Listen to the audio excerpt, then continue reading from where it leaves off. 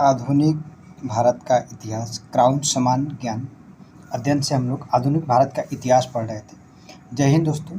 इसके पहले वाले लेक्चर में हम लोग भारतीय राष्ट्रीय स्वतंत्रता संग्राम की जो 1857 की क्रांति थी, ठीक है, उसके बारे में पढ़ चुके थे। इसके पहले 3-4 लेक्चर आ चुका है। ठीक, इस वाले लेक्चर में हम लोग भारतीय राष्ट्रीय आंदोलन के जो विभिन्न चरण थे उन चरण के बारे में अध्ययन करेंगे। अगर आपको वीडियो अच्छा लग रहा हो तो चैनल को सब्सक्राइब कर लीजिए और अपने दोस्तों के साथ शेयर करिए, वीडियो को लाइक करिए। आइए स्टार्ट करते हैं। कह रहे हैं कि जो भारतीय राष्ट्रीय आंदोलन है, ठीक है, भारतीय राष्ट्रीय आंदोलन का निम्न 3 चरणों में विभाग करते हैं। मतलब अध्ययन की सुविधा की दृष्टि से भारतीय राष्ट्रीय आंदोलन और विभिन्न क्रांतिकारी गतिविधियाँ और महात्मा गांधी का प्रवेश, इसको लेकर के मतलब जैसे जैसे राष्ट्रीयता का विकास हुआ, राष्ट्रीय आंदोलन का विकास हुआ, वैसे वैसे उसमें विभिन्न गतिविधियां अलग अलग बदलती चली गई। जो प्रथम चरण था भारतीय राष्ट्रीय कांग्रेस मतलब भारतीय राष्ट्रीय आंदोलन का, जो 1885 से 1905 जब कांग्रेस का स्थापना होता है 1885 में, वहाँ से लेकर के 1905 ईस्वी तक श्यामजी कृष्ण वर्मा के द्वारा लंदन में एक इंडिया हाउस की स्थापना की जाती है। और उसी समय 1905 के आसपास ही आपका 1905 में ही गोपाल कृष्ण गोखले का भारत सेवक संघ की 1905 में स्थापित किया जाता है। ये प्रथम चरण है। जो द्वितीय चरण है 1905 से लेकर के 1919 ईस्वी तक द्वितीय चरण होता है। तृतीय चरण जो बांटा गया है वो 1919 से लेकर के 1947 यानी 1947 भारत स्वतंत्रता अधिनियम तक। ठीक है, जो 1919 का काल था ये बहुत इंपॉर्टेंट इसलिए कि इस समय कई सारी भारत में गतिविधियां होती हैं। ठीक है, इस समय 1919 में भारत में बहुत सारी गतिविधियां होती हैं, जिससे जालियांवाला बाग हत्याकांड हो जाता है। ठीक है, इसमें रॉलेट एक्ट पारित हो जाता है, उसी के विरोध में ये होता है। ठीक, आइए अब हम एक एक करके यहाँ पे जो भी राष्ट्रीय कांग्रेस है की स्थापना वगैरह के बारे में सब क्रम से यहाँ से हम लोग देखते हैं। ये पहला है कि भारतीय राष्ट्रीय कांग्रेस का स्थापना जो है कि 1950 ईस्वी में 1885 ईस्वी में। ठीक है, जो भारतीय राष्ट्रीय कांग्रेस था उसका स्थापना 1885 ईस्वी में होता है। ठीक, अवकाश प्राप्त जो स्थापना करते हैं एक अवकाश प्राप्त अंग्रेज अधिकारी, ठीक है, उनका नाम क्या था, एलन ऑक्टोवियन ह्यूम। ठीक है, एलन ऑक्टोवियन ह्यूम मतलब ये अंग्रेज अधिकारी थे और सैनिक अधिकारी थे। ठीक है, एक अंग्रेज और सैनिक अधिकारी थे। ठीक है, एक अंग्रेज और सैनिक अधिकारी, ठीक है, मतलब प्रशासनिक अधिकारी थे। ठीक है, एक अंग्रेज और सैनिक अधिकारी थे जिन्होंने भारतीय राष्ट्रीय कांग्रेस की स्थापना का पहल किया। ठीक है, जिन्होंने भारतीय राष्ट्रीय कांग्रेस की स्थापना का पहल किया। ह्यूम ने 1884 ईस्वी में भारतीय राष्ट्रीय संघ की स्थापना किया था। ध्यान से सुनिएगा, ह्यूम क्या करते हैं, जब 1884 ईस्वी में ये भारतीय राष्ट्रीय संघ की स्थापना करते हैं। ठीक है, पहले शुरू में नाम क्या था इसका, भारतीय राष्ट्रीय संघ। शुरू में नाम क्या रहता है, भारतीय राष्ट्रीय संघ। इस बात को ध्यान रखिएगा, 1884 में जब स्थापित होता है तो भारतीय संघ की नाम था इसका, जिसका नाम प्रथम अधिवेशन। ठीक है, प्रथम अधिवेशन 28 दिसंबर 1885 ईस्वी को मुंबई में, ठीक है, मुंबई में स्थित एक ग्वालियर टैंक मैदान में गोकुलदास तेजपाल, इस विद्यालय का नाम रखिएगा, विद्यालय का नाम आप याद रखिएगा। जो विद्यालय उसका नाम क्या है, गोकुलदास तेजपाल संस्कृत विद्यालय। ठीक है, इसमें बैठक होती है, गोकुलदास तेजपाल संस्कृत विद्यालय में बैठक होती है 28 दिसंबर 1885 ईस्वी को। आप इसलिए ध्यान दिए होंगे जो कांग्रेस का जो हमेशा वार्षिक अधिवेशन होता है दिसंबर में ही होता है, वो विशेष करके दिसंबर के लास्ट में 28 दिसंबर से। ठीक है, मतलब जो प्रथम अधिवेशन होता है 28 दिसंबर 1950 मुंबई में ग्वालियर टैंक के मैदान में। ठीक है, जहाँ पे ये स्थान का नाम है। जिस संस्थान में होता है उस स्कूल का नाम गोकुलदास तेजपाल संस्कृत विद्यालय में आयोजित किया जाता है। इसी अधिवेशन में कुल 72 इसी अधिवेशन में मतलब इस अधिवेशन में कुल जो सदस्य भाग लेते हैं, ठीक है, उनकी संख्या क्या थी, 72 सदस्य भाग लेते हैं। जो पहला अधिवेशन होता है 28 दिसंबर 1985 को 72 सदस्यों ने भाग लिया। इसमें दादा भाई नौरोजी के सुझाव पर, इस बात को याद रखिएगा, दादा भाई नौरोजी के सुझाव पर इसका नाम बदल के भारतीय राष्ट्रीय कांग्रेस कर दिया जाता है। ठीक है, जब 1884 ईस्वी में कांग्रेस का स्थापना करते हैं ईओ ह्यूम, तो उस समय इसका नाम भारतीय राष्ट्रीय संघ था। ठीक है, भारतीय राष्ट्रीय संघ था। ठीक, भारतीय राष्ट्रीय संघ था। इनके सुझाव पे, ठीक, ये इस बात को याद रखिएगा, दादा भाई नौरोजी के ही सुझाव पर, दादा भाई नौरोजी ही सुझाव देते हैं कि भारतीय राष्ट्रीय संघ के नाम पर हमको भारतीय राष्ट्रीय कांग्रेस रखना चाहिए। ठीक है, तो इसमें 1885 जो पहला अधिवेशन होता है उसकी अध्यक्षता कौन करता है?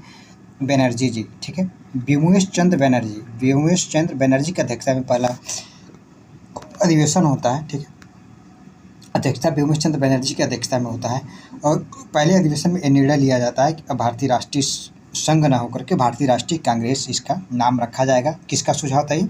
दादा भाई नौरोजी जी का सुझाव था। आइए आगे बढ़िए। अब देखिए, सुरेंद्रनाथ बनर्जी का जो संगठन था नेशनल कॉन्फ्रेंस, सुरेंद्रनाथ बनर्जी जी का उस समय एक संगठन था नेशनल कॉन्फ्रेंस। ठीक है, जिसका विलय 1986 ईस्वी में भारतीय राष्ट्रीय कांग्रेस में हो गया। ठीक है, ये जो सुरेंद्रनाथ बनर्जी का संस्थान है नेशनल कॉन्फ्रेंस, इसकी स्थापना लगभग ये 1983-84 के आसपास या 85 में करते हैं ये। ठीक है, 83-84 एग्जैक्ट डेट मुझे याद नहीं है,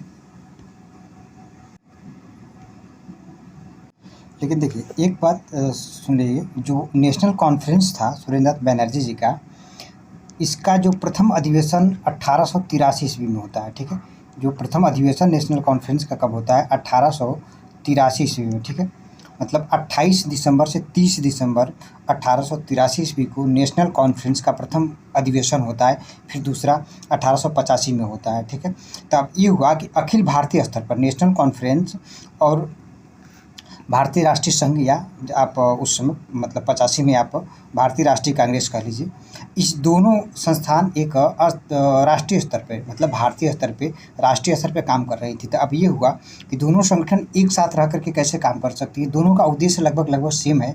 तो दोनों को, ठीक है, एक बात मैं ध्यान से सुनिए, दोनों को 1886 ईस्वी में एक ही में मिला दिया गया। ठीक है, भारतीय राष्ट्रीय कांग्रेस का प्रथम अधिवेशन, ठीक है, 1985 में, नेशनल कॉन्फ्रेंस का प्रथम अधिवेशन 1983 में, भारतीय राष्ट्रीय कांग्रेस का प्रथम अधिवेशन 1885 में, नेशनल कॉन्फ्रेंस का प्रथम अधिवेशन 1883 में और दूसरा जो है क्या 1885 ईस्वी में। अब दोनों संस्थाएं लगभग साथ एक ही उद्देश्य को लेकर के काम कर रही थी। ठीक है, तो उद्देश्यों की समानता को देखते हुए 1886 ईस्वी में यह निर्णय लिया गया कि नेशनल कॉन्फ्रेंस जो सुरेंद्रनाथ बनर्जी का था उसको भारतीय राष्ट्रीय संघ में कांग्रेस में मिला दिया जाए। तो 1886 में मिलाया जाता है, इस बात को याद रखिएगा। इस समय भारत का वायसराय, किस समय? जब राष्ट्रीय कांग्रेस का स्थापना हो रहा था उस समय जो भारत का वायसराय था वो लॉर्ड डफरिन था। ठीक है, और ब्रिटेन में जो प्रधानमंत्री था, ठीक है, ब्रिटेन में जो प्रधानमंत्री था उसका नाम ग्लैडन स्टोन था। ठीक है, ग्लैड स्टोन ब्रिटेन में प्रधानमंत्री रहता है, भारत में लॉर्ड डफरिन उस समय भारत का गवर्नर जनरल रहता है। कांग्रेस से जुड़े कुछ विवादित तथ्यों के बारे में देखिए। कर्जन क्या कहता है कि कांग्रेस लड़खड़ा करके गिर रही है, भारत में रहते हुए मेरी इच्छा है कि उसे शांतिपूर्ण मदद कर सकूं। ठीक है, जो भी अंग्रेज अधिकारी थे भारत से जलते थे, भारत का शोषण करना चाहते थे, भारत की प्रगति को नहीं देखना चाहते थे, वो सब अंग्रेज अधिकारी हो या वायसराय हो, सैनिक अधिकारी हो, असैनिक अधिकारी हो, ठीक है, सब किसी न किसी तरह से कांग्रेस पर पुरजोर प्रयास किया कि इस संगठन को समाप्त कर दिया जाए। ठीक है, पुरजोर प्रयास किया कि कांग्रेस को कैसे भी करके समाप्त कर दिया जाए, लेकिन कांग्रेस मजबूत इरादों और मजबूत संकल्प के साथ आगे बढ़ती रही और भारत को आज़ादी दिलाने में अपना महत्वपूर्ण योगदान दी।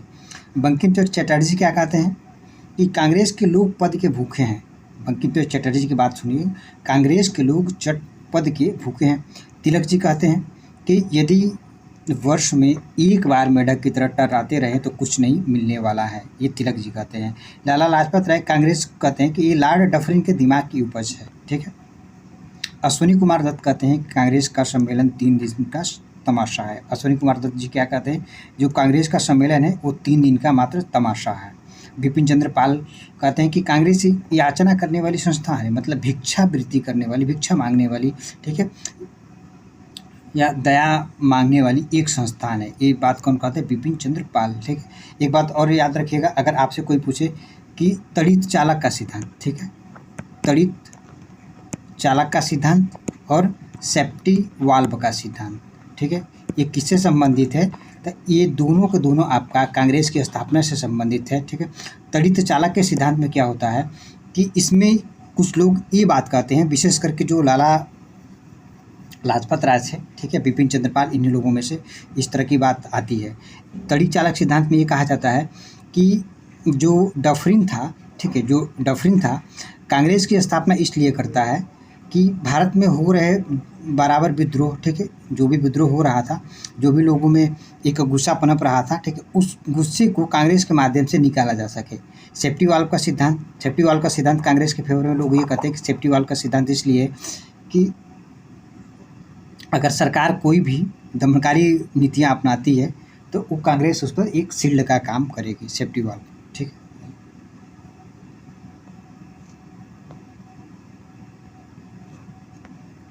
महात्मा गांधी ने स्वतंत्रता प्राप्ति के बाद इस बात का समर्थन किया था कि कांग्रेस को भंग कर दिया जाए, ठीक है, कांग्रेस को भंग कर दिया जाए, क्योंकि देखिए कांग्रेस जो था एक राष्ट्रीय आंदोलन का प्रतीक बन चुका था। इसलिए गांधी जी इस बात का समर्थन करते हैं कि नहीं, अब जब स्वतंत्रता प्राप्ति हो गया तो अब कांग्रेस की कोई ज़रूरत नहीं है, इसे भंग कर दिया जाए, ठीक है। आइए अन्य जो तथ्य कांग्रेस के बारे में, ईओ ह्यूम की जब मृत्यु हो जाती है 1912 ईस्वी में तो उन्हें कांग्रेस का जनक घोषित कर दिया जाता है। इसके पहले नहीं, हाँ, आजीवन ये महामंत्री रहते हैं। एक बार तो याद रखिएगा, जो ईओ ह्यूम थे ये पूरी तरह आजीवन कांग्रेस के महामंत्री रहते हैं, ठीक है, महामंत्री बने रहते हैं जब तक मतलब जीवित रहते हैं। 1912 ईस्वी तक कांग्रेस का इनको महामंत्री बनाया गया रहता है। जब 1912 में डेथ हो जाती है तो कांग्रेस एक प्रस्ताव पारित करती है और ईओ ह्यूम को कहती है कि ये कांग्रेस के जनक हैं।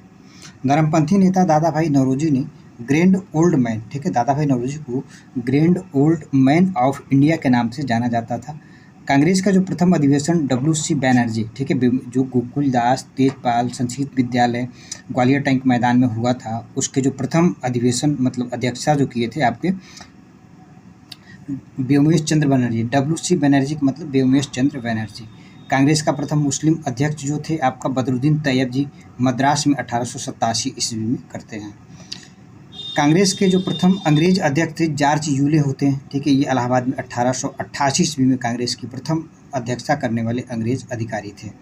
प्रथम महिला जिसने कांग्रेस के अधिवेशन को संबोधित किया था वो कादम्बिनी गांगुली थे। इस बात को कंफ्यूज नहीं करिएगा, कांग्रेस के मंच से भाषण देने वाली, ठीक है, मतलब जनता को संबोधित करने वाली प्रथम भारतीय आपसे पूछेगा तो वो आपकी कादम्बिनी गांगुली हो जाएंगी।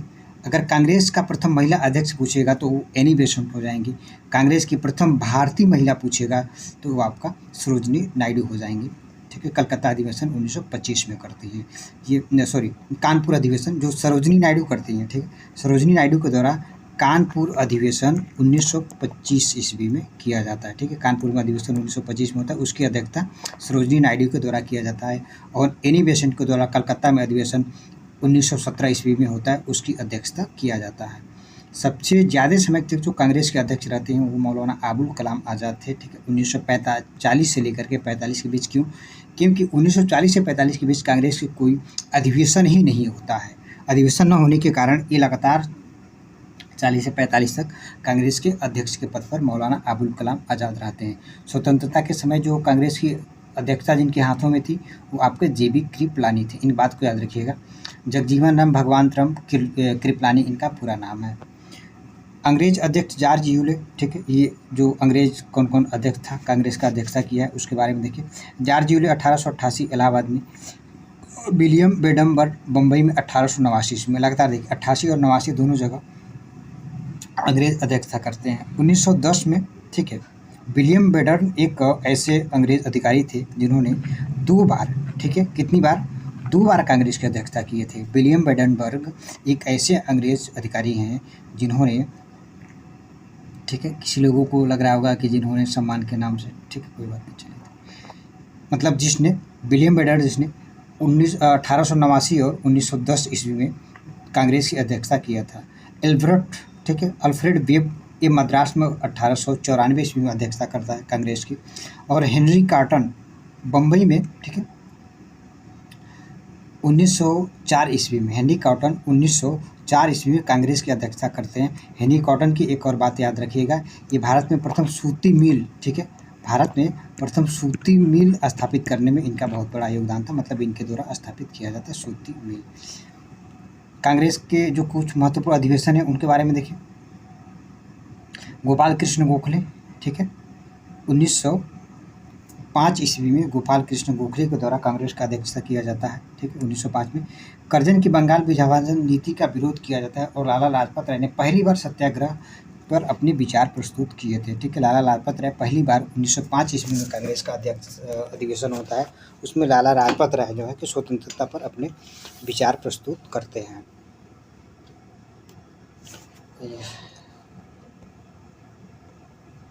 कांग्रेस के जो इम्पोर्टेंट अधिवेशन है जहाँ से क्वेश्चन बनते हैं, तो ये कुछ यहाँ पे समराइज़ किया गया है।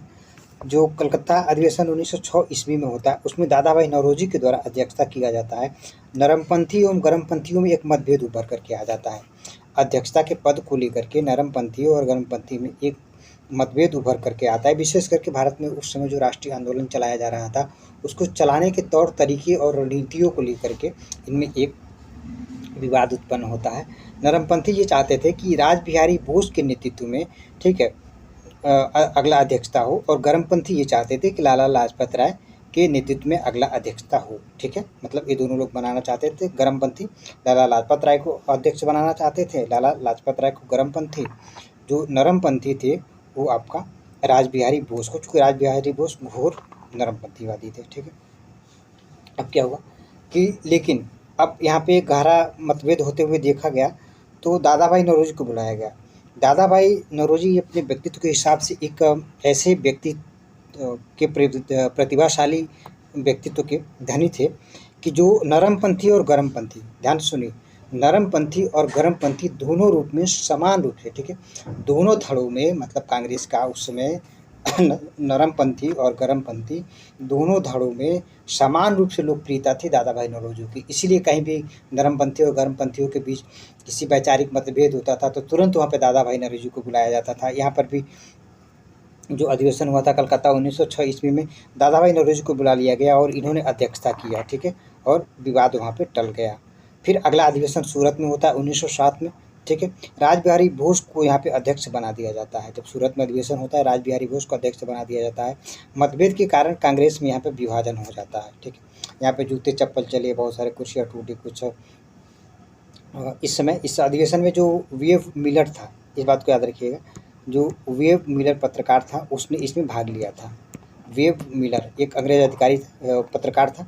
ठीक है, ये पत्रकार है वी.एफ. मिलर। अगर आपसे कोई पूछे जो सूरत अधिवेशन होता था तो उस समय पत्रकारिता कौन किया था, ठीक है, वी.एफ. मिलर। वी.एफ. मिलर ये मेरे ख्याल से लंदन टाइम्स के लिए लिखता था ये। ठीक है, वी.एफ. मिलर जो था लंदन टाइम्स के लिए लिखता था और 1900 सॉरी गड़बड़ हो गया, वी.एफ. मिलर नहीं, ये जो वी.एफ. मिलर था, ठीक है, ये धरसना वाले में था। ठीक है, जो धरसना कांड होता है असहयोग आंदोलन के से उसमें था। इस समय आपका नेविन्सन था, सॉरी इस समय थोड़ा स्लिप हो जाता है। 1907 का जो सूरत अधिवेशन हो रहा था उस समय नेविन्सन था। ठीक है, इस बात को याद रखिएगा, नेविन्सन था। ठीक है, उस समय जो लंदन टाइम्स के लिए पत्रकारिता कर रहा था वो नेविन्सन उसका नाम था। जब सूरत अधिवेशन होता है, उस कांग्रेस का विभाजन होता था, उस समय जो अंग्रेज पत्रकार वहाँ पर उपस्थित था वो नेविन्सन था। वी.एफ. मिलर आपका धरसना में था। ठीक है, अगर रसेल पूछेगा, ठीक है, रसेल कब था, तो रसेल था जब 1857 की क्रांति हो रही थी, तो उस समय लंदन टाइम्स के लिए जो पत्रकारिता करने वाला अधिकारी पत्रकार था वो रसेल था। रसेल लंदन टाइम्स के लिए पत्रकारिता की 1897 में। वी.एफ. मिलर धरसना कांड वाले में, असहयोग आंदोलन के समय। जो नेविन्सन था 1907 में सूरत का विभाजन होता है उस समय ये पत्रकारिता कर रहा था, मतलब उस अधिवेशन में ये मौजूद था वहाँ पे। ये लिखता है जानते हैं वी.एफ. मिलर, एक नेविन्सन जो है कि अपने उसमें रिपोर्ट में क्या लिखता है कि एक कोई लाल कलर का जूता ऊपर उठता है, मराठा जूता था, फिर जाके सुरेंद्रनाथ बैनर्जी के गले पे लगा, ऐसे करके मतलब पूरा इसका वर्णन करता है कि लोग जूता चप्पल चला करके एक दूसरे को मारने लगे। एक तरह से भारत की बेइज्जती तो थी ये। चलिए, लखनऊ अधिवेशन जब 1916 में होता है, 1907 में विभाजन हुआ था। ठीक है, अब लखनऊ अधिवेशन 1916 में होता है। ठीक है, अब यहाँ पे जो है कि अंबिका चरण मजूमदार अध्यक्षता करते हैं। एनी बेसेंट और तिलक के प्रयासों से कांग्रेस में पुनः एकीकरण हो गया। देखिए, इस समय आते आते जैसे 1916 आते आते फिरोज शाह मेहता, ठीक है, राज बिहारी बोस, फिरोज शाह मेहता और अन्य दो जो लोग थे गोपाल कृष्ण गोखले, ठीक है,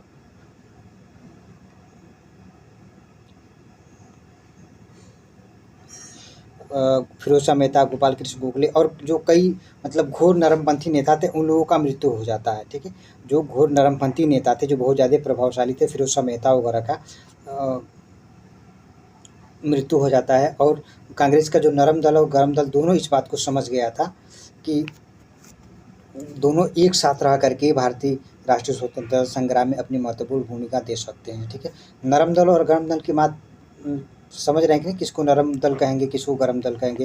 यदि मैं कह रहा हूँ कि नरम दल, ठीक है, देखिए 3-4 शब्द होते हैं, नरम दल, गरम दल, ठीक है, सक्रिय प्रतिरोध और निष्क्रिय प्रतिरोध। ठीक है, जो नरम दल होगा ये हमेशा, ठीक है, नरम दल होगा ये याचनाओं के माध्यम से, संवैधानिक सुधारों के माध्यम से भारत की स्वतंत्रता और भारत के विकास की बात करता है।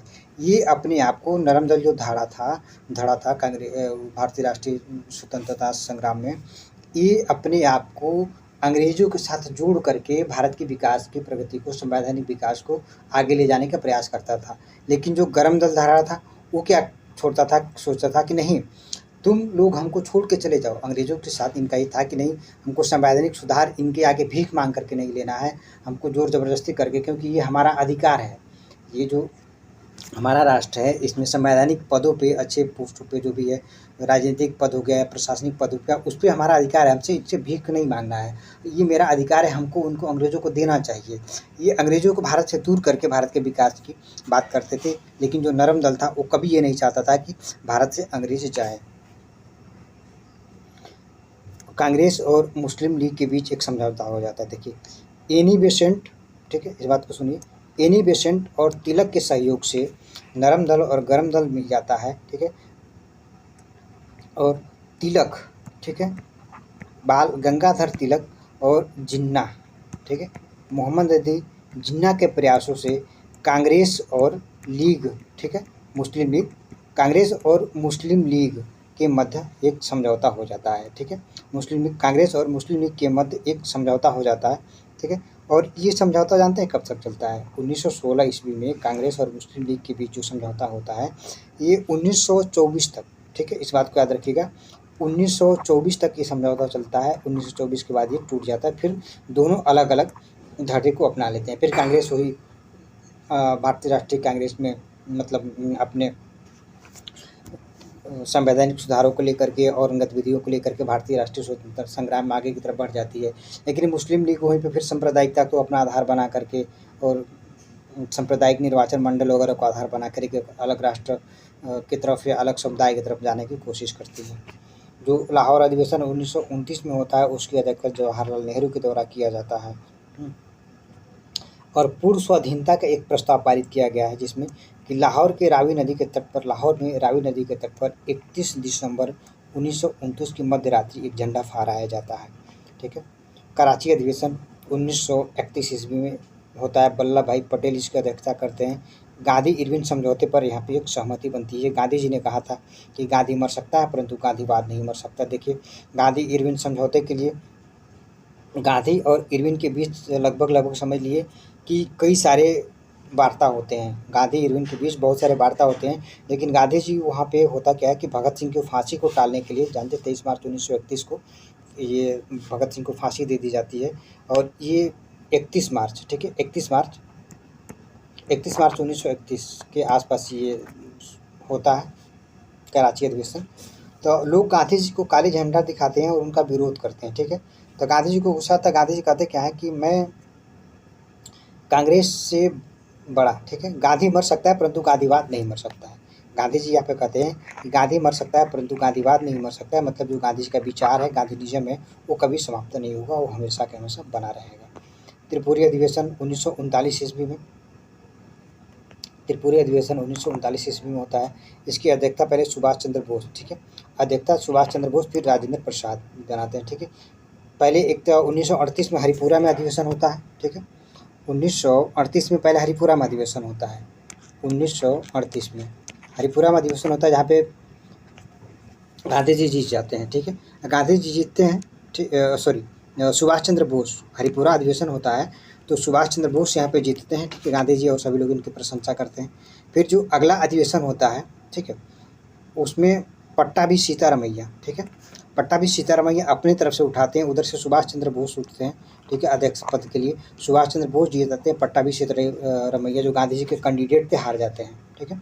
गांधी जी के कैंडिडेट पट्टाभी सीतारमैया हार जाते हैं। गांधी जी कहते क्या है कि ये पट्टाभी सीतारमैया की हार नहीं, ये मेरी हार है, ठीक है, अपने ऊपर ले लेते हैं गांधी जी। इन लोगों के बीच कुछ वैचारिक मतभेद होता है गांधी जी के बीच और सुभाष चंद्र बोस के बीच।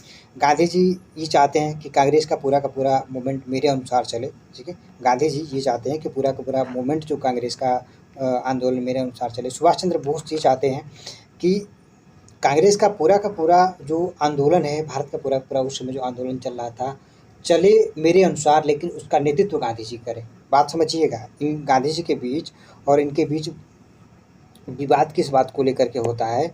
गांधी जी ये सोच रहे थे उस समय, कहते ये उनका विचार अपना था कि कांग्रेस मेरे नेतृत्व में काम करे। सुभाष चंद्र बोस ये सोच रहे थे कि नहीं, कांग्रेस का नेतृत्व तो गांधी जी करे, लेकिन उसकी जो स्ट्रेटजी हो वो सारा का सारा सुभाष चंद्र बोस के हाथों में थे, ठीक है। आप सभी लोग जानते हैं सुभाष चंद्र बोस थोड़ा सा एग्रेसिव नेचर के थे, ठीक है। देखिए भारत में जो भी लोग, जितने लोग हैं, सुभाष चंद्र बोस से लेकर के महात्मा गांधी, जवाहरलाल नेहरू, पट्टाभी सीतारमैया, किसी के योगदान को भारतीय राष्ट्रीय स्वतंत्रता संग्राम में कम नहीं आंका जा सकता है। सबका अपने अपने लेवल पे योगदान था। सुभाष चंद्र बोस, ठीक है, आगे बढ़िए। सुभाष चंद्र बोस ने इस्तीफा देकर के 1839 में एक फॉरवर्ड ब्लॉक की स्थापना कर देते हैं। और एक बार क्वेश्चन यहाँ पे कई बार पूछा गया कि जब सुभाष चंद्र बोस ने इस्तीफा दे दिया तो उसके बाद, ठीक है, जब सुभाष चंद्र बोस इस्तीफा देते हैं तो कांग्रेस की अध्यक्षता किसको दिया जाता है, तो वो थे आपका राजेंद्र प्रसाद। राजेंद्र प्रसाद जी को कांग्रेस की अध्यक्षता देने के बाद सुभाष चंद्र बोस जो है कि इस्तीफा देने के बाद इनको अध्यक्ष बना दिया जाता है। आइए ये देखिए, अब इसमें क्या है कि कांग्रेस के जो सारे अधिवेशन हुए हैं, ठीक है, अभी तक वो सारे के सारे अधिवेशन दे रखे, तो इसमें जो इम्पोर्टेंट है, मेन है, उसको पढ़ेंगे, ठीक है। सारी इम्पोर्टेंट नहीं है। जो पहला अधिवेशन आपको याद होगा, ठीक है, पहला अधिवेशन जो था आपका 85, भीमेश चंद्र बनर्जी 72 प्रतिनिधि भाग लेते हैं। दूसरा 86 में दादा भाई नौरोजी के द्वारा कलकत्ता में डफरिन के द्वारा उद्यान भोजन दिया जाता है, ठीक है। इसका इम्पोर्टेंस इसलिए है कि इसमें डफरिन के द्वारा उद्यान भोजन दिया जाता है।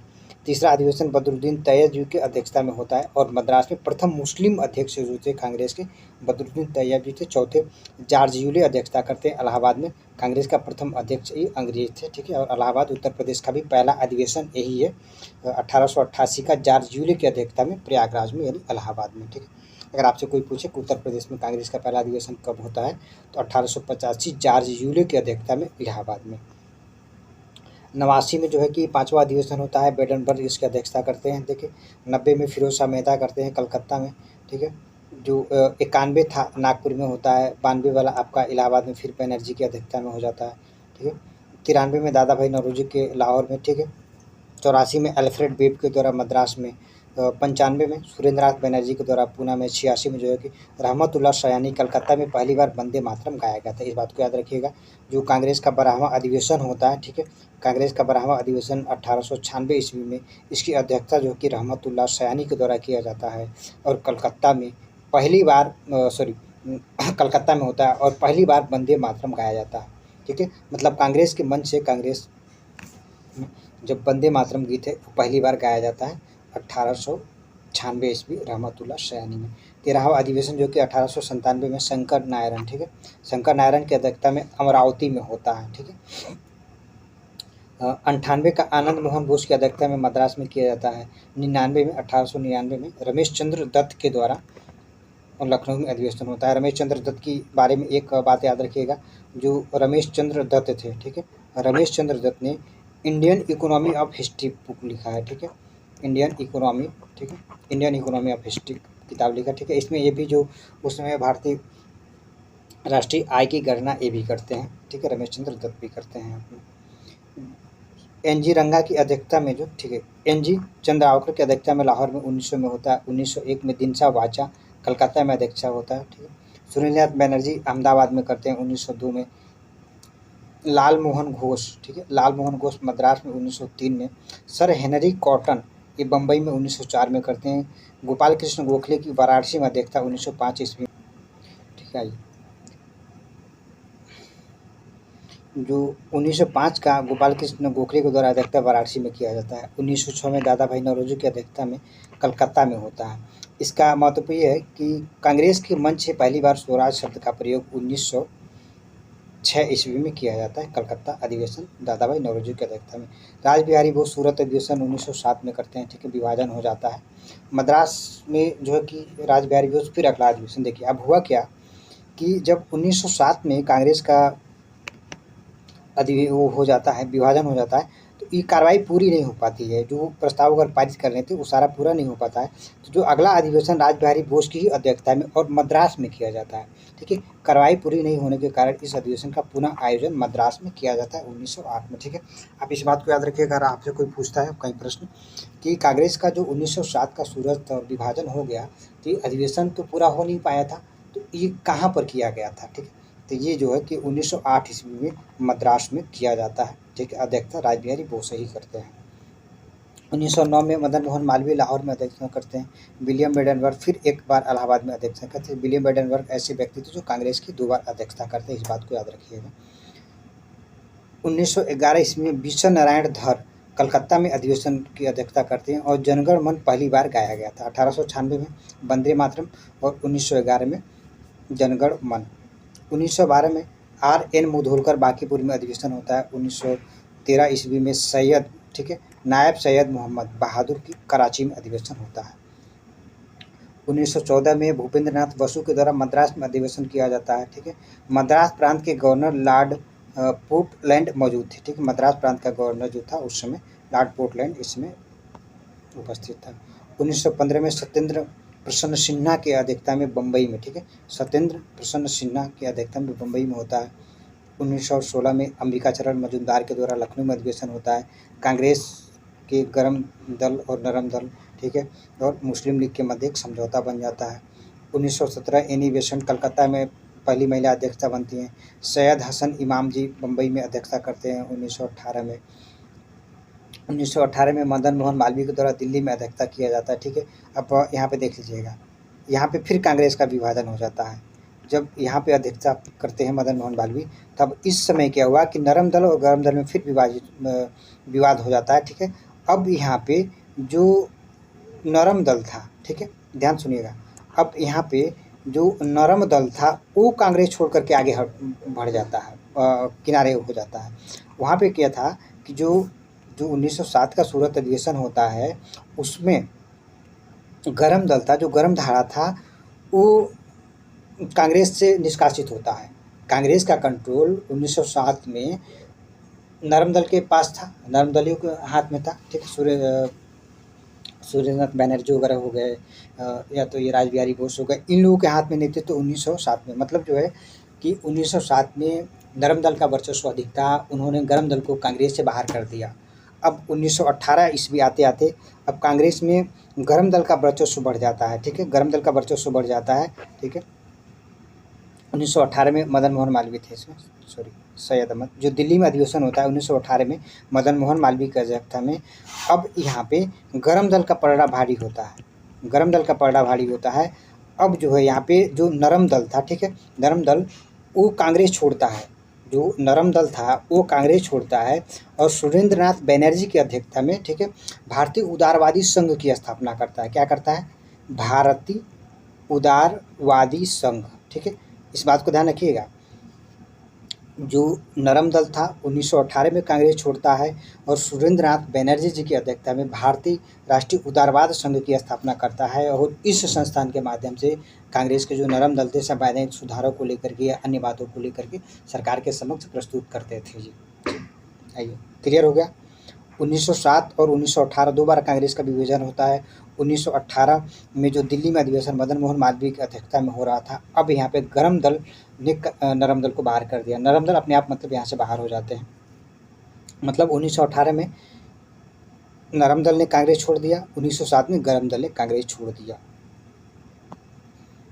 1919 मोतीलाल नेहरू अमृतसर में अधिवेशन करते हैं, ठीक है। 1920 लाला लाजपत राय के द्वारा कलकत्ता में अधिवेशन किया जाता है, ठीक है, लाला लाजपत राय कलकत्ता में।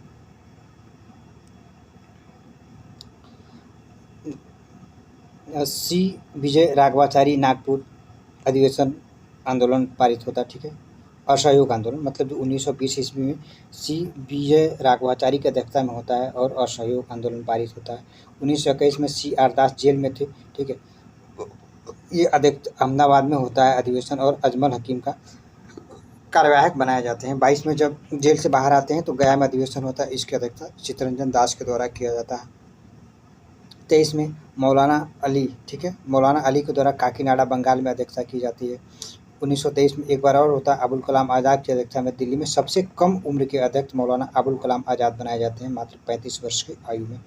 1924 में महात्मा गांधी बेलगाम का मात्र एक अधिवेशन था जिसकी अध्यक्षता इनके द्वारा की जाती है। 1925 में सरोजिनी नायडू के द्वारा कांग्रेस की अध्यक्षता की जाती है कानपुर में, और ये पहली भारतीय महिला अध्यक्ष होती हैं कांग्रेस की। 1926 में श्रीनिवास अयंगर के द्वारा गुवाहाटी में कांग्रेस को खादी पहनना आवश्यक कर दिया गया। इस बात को याद रखिएगा, कांग्रेस ने अपने मंच से यह घोषणा की कि जो कांग्रेस का सदस्य बनना चाहता है, ठीक है, उसको खादी पहनना अनिवार्य होगा। कब? 1926 ईस्वी के श्रीनिवास अयंगर की अध्यक्षता में गुवाहाटी में होता है, जहाँ पे कांग्रेस इस बात के लिए सहमत होती है कि जो भी कांग्रेसी होगा उसको खादी वस्त्र पहनना अनिवार्य हो गया।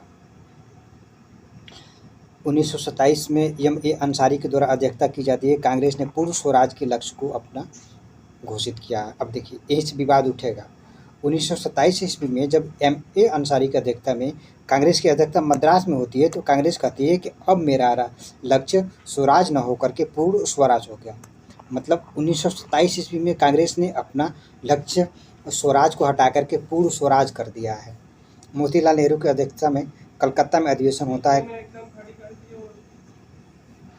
कलकत्ता में अधिवेशन होता है 1928 में। 1929 में जवाहरलाल नेहरू की अध्यक्षता में लाहौर में पूर्ण स्वराज प्रस्ताव पारित किया जाता है।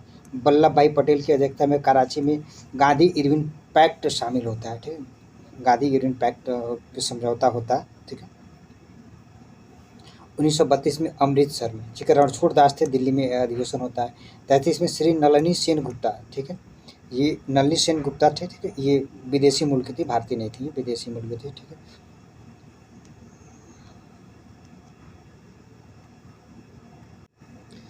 ये जो नलिनी सेन गुप्ता थी ये एक अंग्रेज महिला थी, ठीक है, क्या थी? अंग्रेज महिला थी, ठीक है, मतलब भारतीय नहीं थी। नलिनी सेन गुप्ता अंग्रेज महिला थी जो भारतीय स्वतंत्रता में भारत की तरफ से भाग लेती हैं और भारतीय स्वतंत्रता के लिए ये संघर्ष करती हैं। नलिनी सेन गुप्ता भारतीय स्वतंत्रता के लिए संघर्ष करती हैं, ठीक है। ये यतीन्द्र मोहन सेन गुप्ता, ठीक है, यतीन्द्र मोहन सेन भारतीय स्वतंत्रता सेनानी थे, ठीक है, यतीन्द्र, ठीक है, यतीन्द्र मोहन सेन गुप्ता इनका पूरा नाम है, यतीन्द्र मोहन सेन गुप्ता, ठीक है, सेन गुप्ता इन्हीं की पत्नी थी, ठीक, इनसे इनका प्रेम विवाह हुआ था।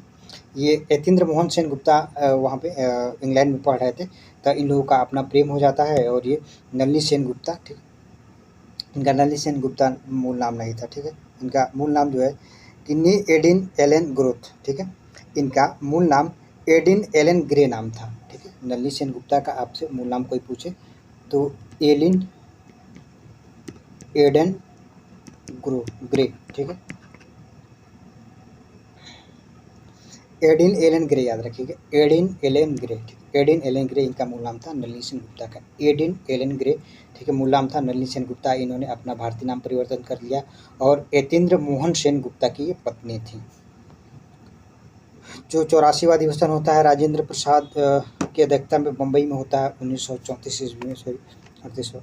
जवाहरलाल नेहरू की अध्यक्षता में लखनऊ में 1936 ईस्वी में फिर अध्यक्षता होता है।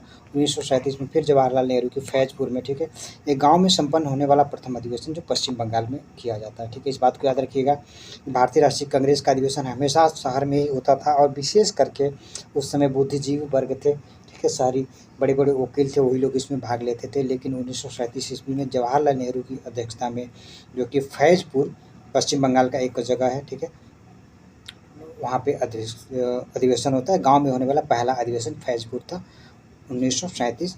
अध्यक्षता कौन करते हैं? जवाहरलाल नेहरू।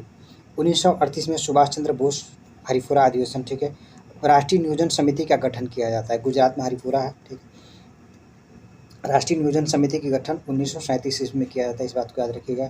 1939 में सुभाष चंद्र बोस या राजेंद्र प्रसाद। पहले सुभाष चंद्र बोस थे, बाद में ये किए जाते हैं। ठीक है, बोस के त्यागपत्र देने के बाद राजेंद्र प्रसाद को अध्यक्ष बनाया जाता है। ठीक है, मध्य प्रदेश में त्रिपुरी है। मौलाना अबुल कलाम आज़ाद 41 से लेकर के 46 के बीच कांग्रेस का कोई अधिवेशन नहीं होता है। ठीक है, जो 53वां अधिवेशन रामगढ़ में होता है। ठीक है, याद रखिएगा। 1940 का रामगढ़ में अधिवेशन होता है, वहाँ पे अध्यक्ष चुने जाते हैं। उसके बाद से 45 तक कोई अधिवेशन नहीं होता है, तो कंटिन्यू वही रहते हैं। जब ये 54वां अधिवेशन 54वां होता है 1946 में, तो जेबी कृपलानी को मेरठ में, ठीक है, 54वां अधिवेशन 1946 ईस्वी में जेबी कृपलानी की अध्यक्षता में मेरठ में होता है।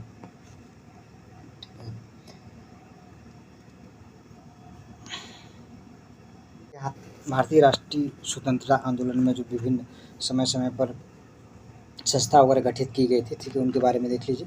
कार्य स्वतंत्रता प्राप्ति के समय जेबी कृपलानी कांग्रेस के अध्यक्ष थे। ठीक है, नवंबर 1947 ईस्वी में जेबी कृपलानी इस्तीफा दे दिया और अंततः फिर राजेंद्र प्रसाद को अध्यक्ष बनाया जाता है। ठीक है, देखिए राजेंद्र प्रसाद कहाँ कहाँ पे अध्यक्ष बनते हैं। देखिए राजेंद्र प्रसाद कहाँ कहाँ अध्यक्ष बनाए जाते हैं। ठीक है, एक तो आपका नवंबर 1947 जब जेबी कृपलानी त्यागपत्र देते हैं। ठीक है, एक सुभाष चंद्र बोस त्यागपत्र देते हैं। ठीक है, फिर जब वहाँ पे भारतीय राष्ट्रीय कांग्रेस का 1918 में विभाजन हो जाता है। ठीक है, जो नरम थे पंथी थे, मदन मोहन मालवीय की अध्यक्षता में वो लोग बाहर निकल जाते हैं। ठीक है, मतलब मदन मोहन मालवीय अध्यक्षता कर रहे थे, वहाँ पे भी कांग्रेस की अध्यक्षता का पद खाली हो जाता है और राजेंद्र प्रसाद को अध्यक्ष बनाया जाता है। 55वां जो अध्यक्षता होता है 1948 में अधिवेशन होता है, सीतारमैया की अध्यक्षता में जयपुर में होता है। इसका आरंभ वंदे मातरम और राष्ट्रगान से हुआ था। प्रमुख संस्थानों के बारे में देख लीजिए थोड़ा सा।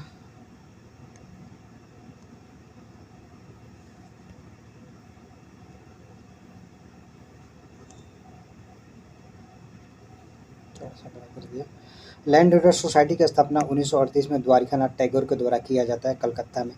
ब्रिटिश बंगाल, ठीक है, बंगाल ब्रिटिश इंडिया सोसाइटी की जॉर्ज थॉमसन 1843 ईस्वी में अध्यक्षता करते हैं और कलकत्ता में। ठीक है, बंगाल ब्रिटिश इंडिया सोसाइटी की स्थापना 1843 में जॉर्ज थॉमसन के द्वारा किया जाता है।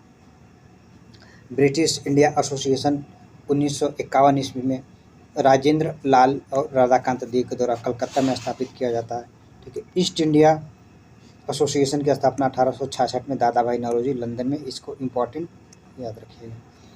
पूना सार्वजनिक सभा 1867 में एमजी रनाडे के द्वारा अध्यक्षता किया जाता है। ठीक है, महाराष्ट्र में। नेशनल इंडियन एसोसिएशन की स्थापना 1967 में मेरी कार्पेंटर लंदन के द्वारा। नेशनल इंडियन एसोसिएशन के बारे में याद रखिएगा, पूछा गया है। इंडियन सोसाइटी की स्थापना 1872 में आनंद मोहन बोस लंदन में। इंडियन एसोसिएशन की स्थापना 1876 में सुरेंद्रनाथ बनर्जी आनंद मोहन बोस कलकत्ता में। भारतीय राष्ट्रीय कांग्रेस कॉन्फ्रेंस, ठीक है, यही मैं कह रहा था। भारतीय राष्ट्रीय कॉन्फ्रेंस 1883 में सुरेंद्रनाथ बनर्जी के द्वारा कलकत्ता में अधिवेशन किया जाता है। भारतीय राष्ट्रीय कॉन्फ्रेंस, ठीक है, पहला अधिवेशन 1883 में होता है, दूसरा 1885 में होता है, फिर 1886 ईस्वी में, फिर 1886 ईस्वी में इन दोनों को एक साथ मिला दिया जाता है। मद्रास महाजन सभा की स्थापना 1884 में वीर राघवाचारी, ठीक है, अय्यर के द्वारा और पी चार्लू के द्वारा। बॉम्बे प्रेसिडेंसी एसोसिएशन 1885 फिरोज शाह मेहता तैयब तेलहन के द्वारा। ठीक है, बॉम्बे प्रेसिडेंसी एसोसिएशन की स्थापना याद रखिएगा। ठीक है, अब देखिए ये सब सारे के सारे कांग्रेस से पहले के संस्थान थे। लैंड होल्डर सोसाइटी, ठीक है, ब्रिटिश बंगाल एसोसिएशन, ये क्रम आपसे पूछता है। ठीक है, कि कांग्रेस से पहले वाली संस्थान कौन सा क्रम क्या है, इसको एक बार और आप ध्यान से सुनिए क्योंकि यहाँ से क्वेश्चन पूछा जाता है बार बार।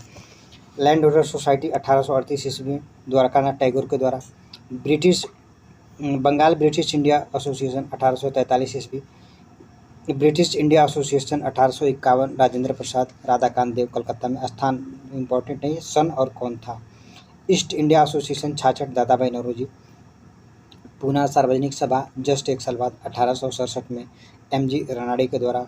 नेशनल इंडियन एसोसिएशन 1867 मेरी कारपेंटर के द्वारा। ठीक, 1867 में पूना सार्वजनिक सभा की स्थापना भी होती है और नेशनल इंडियन एसोसिएशन की स्थापना 1866 में। इंडियन सोसाइटी की स्थापना 72 में आनंद मोहन बोस के द्वारा। इंडियन एसोसिएशन की 1876 में सुरेंद्रनाथ बनर्जी के द्वारा और आनंद मोहन बोस के द्वारा। भारतीय राष्ट्रीय कॉन्फ्रेंस की स्थापना 83 ईस्वी में सुरेंद्रनाथ बैनर्जी के द्वारा मद्रास महाजन सभा, 1884 में बी राघवाचारी अय्यर आनंद चार्लू के द्वारा, और बॉम्बे प्रेसिडेंसी की स्थापना 1885 में फिरोज शाह मेहता तैयब तैलंग के द्वारा। इनको 3T के नाम से जाना जाता है, ठीक है, 3T। अब ये कांग्रेस की स्थापना के बाद जो संस्थान गठित होती है उनके बारे में देखिए। सर्वेट of India society 1905 Gopal Krishna Gokhale के द्वारा, home rule league 1916 Annie Besant और तिलक के द्वारा। जो एनी बेसेंट का होम रूल लीग आंदोलन था, ठीक है, वो सितंबर में स्थापित होता है, ठीक है। एनी बेसेंट का पहले सितंबर में होता है, इनका जो कि अप्रैल में, ठीक है, अप्रैल में, ठीक है, याद रखिएगा। जो तिलक का होम रूल लीग आंदोलन था, ठीक है, इसका पूरा नाम इंडियन होम रूल लीग था, ठीक है। तिलक का होम रूल लीग का नाम इंडियन होम रूल लीग पूरा नाम था, और अप्रैल 1916 ईस्वी में स्थापित होता है। जो एनी बेसेंट का होम रूल लीग आंदोलन था उसका नाम केवल होम रूल लीग आंदोलन था, और इसका स्थापना सितंबर 1916 ईस्वी में होता है। उत्तर प्रदेश किसान सभा का स्थापना 1918 ईस्वी में इंद्र नारायण मदन मोहन मालवीय गौरीशंकर के द्वारा लखनऊ में किया जाता है। कम्युनिस्ट पार्टी की स्थापना 1920 में MN राय के द्वारा, ठीक है। अवध किसान सभा 1920 रामचंद्र नेहरू गौरीशंकर के द्वारा। भारतीय ट्रेड यूनियन 1920 संस्थापक जो कि MN जोशी लाला लाजपत राय इसकी अध्यक्षता करते हैं, ठीक है। 1923 में स्वराज पार्टी की स्थापना मोतीलाल नेहरू CR दास दिल्ली में गया अधिवेशन से त्यागपत्र देने के बाद इसकी स्थापना करते हैं। राष्ट्रीय स्वयं सेवक, ठीक है, ये जो आज का RSS है, भारत का कर्ता धर्ता बन के बैठा हुआ है, BJP का बैकबोन बन करके, ठीक है। आइए, राष्ट्रीय स्वयं सेवक की स्थापना 1925 KP हेगड़े के द्वारा नागपुर में स्थापना किया जाता है। नागपुर है, यहाँ पे याद रखिएगा, नागपुर में होता है। खुदाई खिदमत खार 1929 में, ठीक है, इसको याद रखिएगा, नागपुर हो सकता है पूछ ले आपसे, नागपुर में, कहाँ पे, नागपुर में होता है, ठीक है। खुदाई खिदमतकार 1929 खान बहादुर गफ्फार खान पेशावर में होता है। इस बात संस्थान को याद रखिएगा, खुदाई खिदमतकार की 1929 में होता है। 1929 में ही कांग्रेस का लाहौर में अधिवेशन होता है, जिसकी अध्यक्षता जवाहरलाल नेहरू के द्वारा किया जाता है। कांग्रेस का भारत में कांग्रेस का गांव में होने वाला प्रथम अधिवेशन फैजपुर में होता है, और ये जवाहरलाल नेहरू के द्वारा अध्यक्षता किया जाता है 1937 कलकत्ता में, ठीक है। आइए, राष्ट्रीय कांग्रेस पार्टी, ठीक है, कांग्रेस समाजवादी पार्टी की स्थापना 1934 में 1934 में आपका आचार्य नरेंद्र देव और जयप्रकाश नारायण के द्वारा किया जाता है। प्रगतिशील लेखक संघ, इस बात को याद रखिएगा, 1936 में प्रेमचंद्र के द्वारा, ठीक है, मुंशी प्रेमचंद के द्वारा 1936 में होता है। प्रगतिशील लेखक संघ याद रखिएगा 1936। अखिल भारतीय किसान संघ 1936 NG रंगा और सहाजानंद सरस्वती के द्वारा। फॉरवर्ड ब्लॉक 1939 सुभाष चंद्र बोस के द्वारा कलकत्ता में। रेडिकल डेमोक्रेटिक दल 1940 N रंगा के द्वारा। क्रांतिकारी समाजवादी दल 1942 सोमेंद्र नाथ टैगोर के द्वारा कलकत्ता में होता है, ठीक है। अगले वाले वीडियो में हम लोग जो राष्ट्रवादी आंदोलन का द्वितीय चरण 1905 से लेकर के 1919 शायद देखेंगे, ठीक है। ये वीडियो बहुत लंबा हो जाएगा, इसलिए चैप्टर वाइज हम इसमें अभी अध्ययन कर रहे हैं, ठीक है। बाद में फिर चैप्टर वाइज इसको प्रैक्टिस भी किया जाएगा। वीडियो देखने के लिए बहुत बहुत धन्यवाद आप लोगों को।